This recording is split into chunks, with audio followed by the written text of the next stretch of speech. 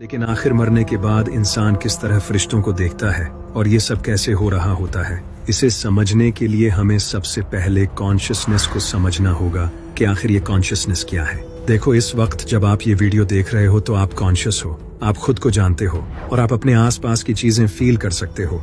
यानी कि सादा अल्फाज में कहा जाए तो आप इस वक्त होश में हो। इसे ही कॉन्शियस होना कहते हैं। जब हम सोते हैं तो तब हम अनकॉन्शियस हो जाते हैं और जागने पर वो कॉन्शियसनेस हम में दोबारा वापस आ जाती है। जैसा कि अल्लाह ने कुरान में फरमाया, जब हम सोते हैं तो अल्लाह हमारी रूह कब्ज कर लेता है और जैसे ही हम उठते हैं वो रूह हम में वापस आ जाती है। इसका मतलब सोते वक्त हमारी कॉन्शियसनेस कहीं चली जाती है और यहीं से चीजें इंटरेस्टिंग होती हैं। NYU ने हाल ही में एक स्टडी की थी जिससे ये पता चला कि ह्यूमन कॉन्शियसनेस इंसान के मरने के बाद भी कई घंटों तक एग्जिस्ट कर सकती है।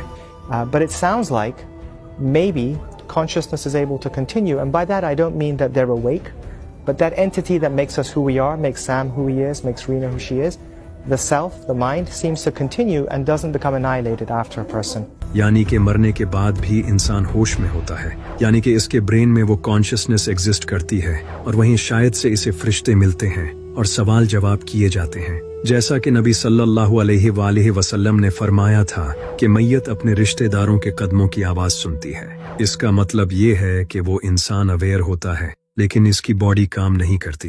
वो ना तो बोल सकता है और ना ही हिल सकता है। अब एक दिन हजरत उमर रजी अल्लाह तआला अन्हु ने नबी सल्लल्लाहु अलैहि वसल्लम से पूछा कि जब मुझसे कब्र में सवाल किए जाएंगे तो क्या मैं अपने होश में हूँगा? तो नबी सल्लल्लाहु अलैहि वसल्लम ने फरमाया, हाँ, जैसे तुम इस वक्त अपने होश में हो। यानी कि उस वक्त इंसान फुली कॉन्शियस होता है और जो कब्र का अजाब है वो भी इसी इंसान के अंदर ही हो रहा होता है। बाहर से देखने पर तो कोई भी ये बता नहीं सकता, और जहां तक बात रही जिस्म पर अजाब होने की, तो ये भी हम नहीं देख सकते क्योंकि फिरौन की बॉडी आज भी म्यूजियम में मौजूद है, लेकिन इसकी बॉडी पर तो किसी किस्म का अजाब नहीं हो रहा, यानी कि वो अजाब इसकी रूह पर हो रहा होता है।